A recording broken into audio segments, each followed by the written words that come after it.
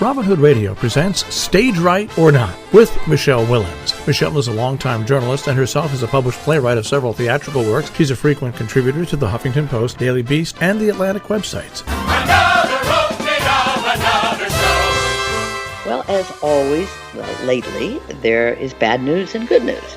Beginning with the opening, finally, of The Music Man on Broadway.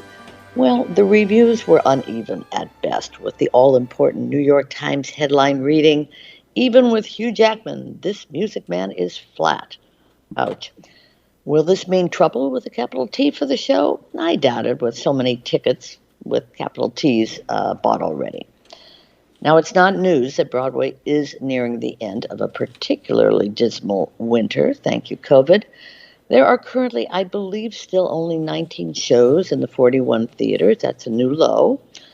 But producers say the ticket sales are picking up, and they are hopeful about the spring. There are already 14 openings scheduled in April, with some big names attached, including this rather unusual turnaround. One of the first shows to announce that it wasn't going to open in 2020 due to the pandemic was Martin McDonagh's Hangman.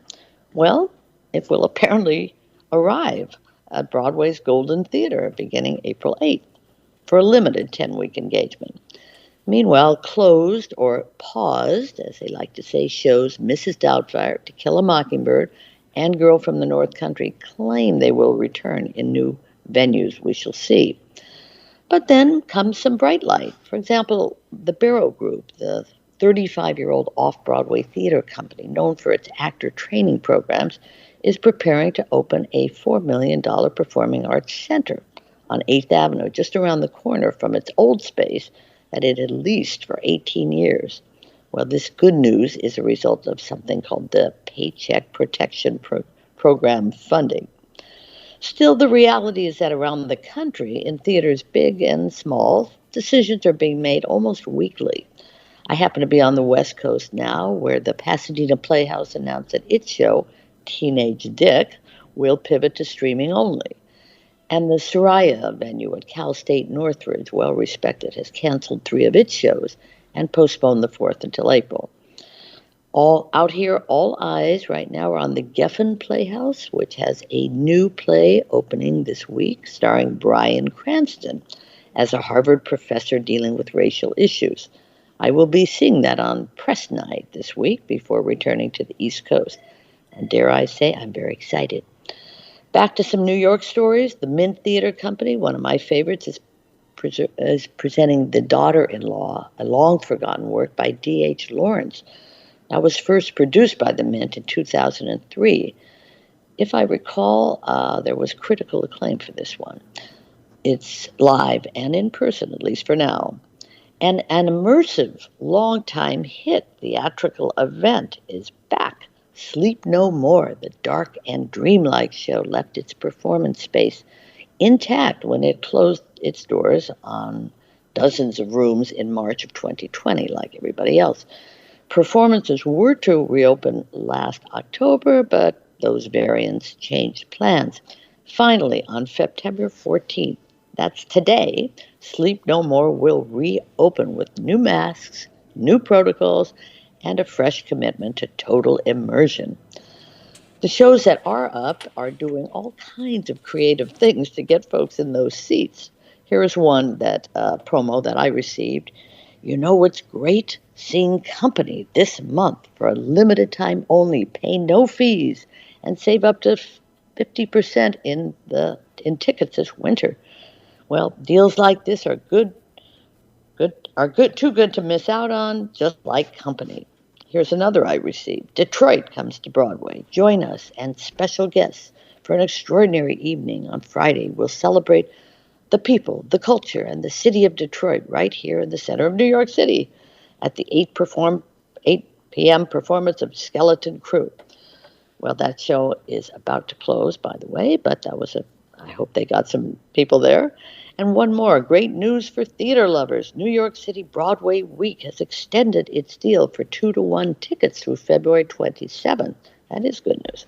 As Broadway makes the comeback of the century, this is your chance to experience some of its spectacular shows.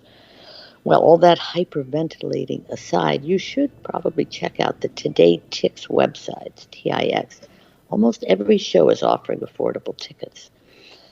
And there is still some virtual opportunities out there. This is your chance to enjoy the Red Bull Theater's production of The Alchemist. This new version of Ben Jonson's comedy is adapted by Jeffrey Hatcher, directed by Jesse Berger. They are the pair that created the 2017 production of the hit comedy, The Government Inspector. That was truly one of the funniest things I've seen in New York. In the meantime, you can always read about the theater. So I finished the Mel Brooks rather endearing autobiography called All About Me, and believe me, it is and was. But there's so many great tales about how he reached his dream of landing on Broadway with the producers, of course, not to mention marrying Tony and Oscar winner Anne Bancroft. It seemed an odd match at the time, but my God, they were together 45 years. Brooks is well into his 90s and still rolling along hilariously. And I just finished reading Isaac Butler's History of Method Acting, how creator Konstantin Stanislavski and others debated how to teach what was originally called the system and change theater in the process. The details of its origins in Russia are fascinating, and Butler follows it to America, of course, where it revolutionized theater acting. Think Lee Strasberg, Stella Adler, Harold Clurman, and Clifford Odets, not to mention Marlon Brando, John Garfield, Al Pacino, and so many more, who learned to use real-life experiences to find emotional truth on stage and screen. The influence on movies is especially interesting in this one. And now we move to the small screen, as in television, where the man behind Downton Abbey has a new series. Yes, Julian Fellows has returned with The Gilded Age, an HBO drama that begins in 1882. The limited series is basically about the battle between old and new money. And if you wonder why I bring it up, and if you wonder what virtually every stage actor was doing during the pandemic, watch this show.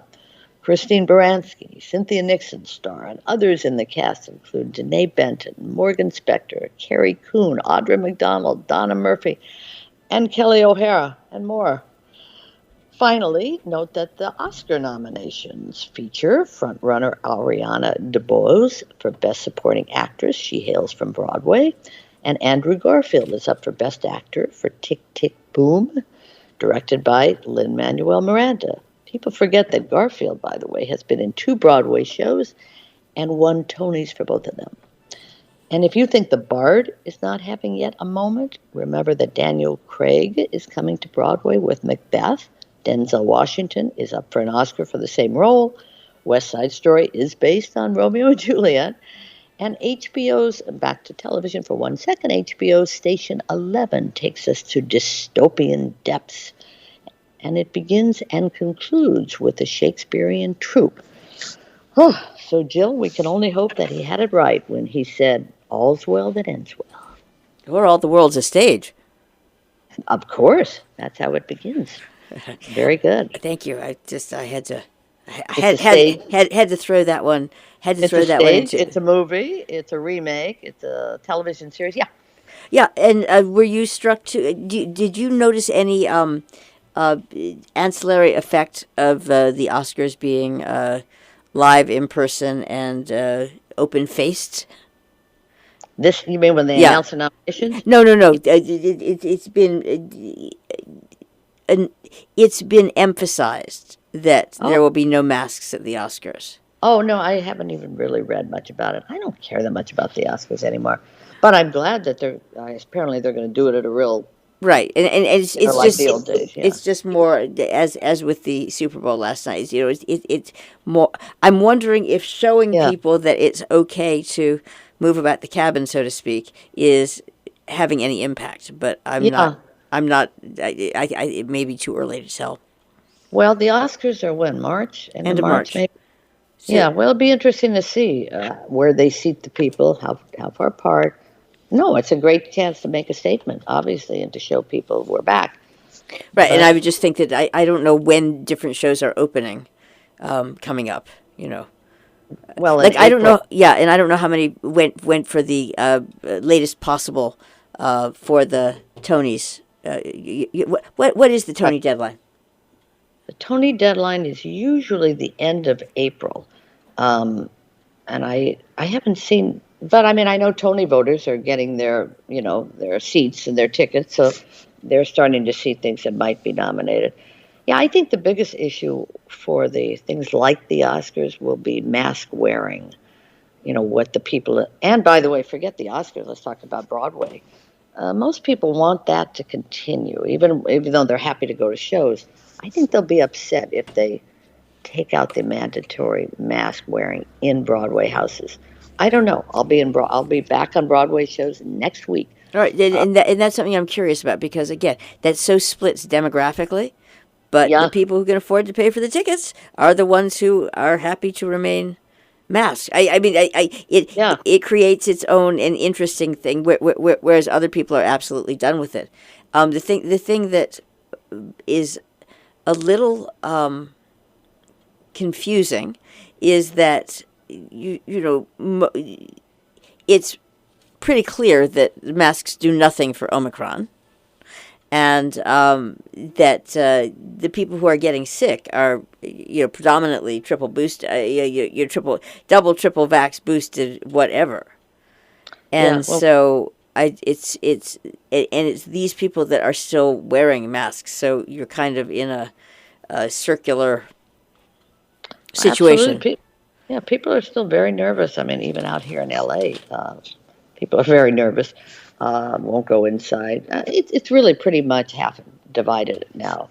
But I'm telling you, in terms of Broadway, I would be surprised if they lift the mask mandate. Well, let's keep a close eye on that. I know for the Music Man, which is open, and all these others, it's still mask mandated. So that'll be a big one when they feel confident enough to do that. But listen, at least the actors aren't wearing them on stage. So anyway, we shall see. But anyway, I'll be back soon, and look forward to seeing a lot of shows that are paused now but coming back. And all kinds of interesting things are coming. So fingers crossed. Stage Right or Not with Michele Willens, produced in the studios of Robin Hood Radio, robinhoodradio.com.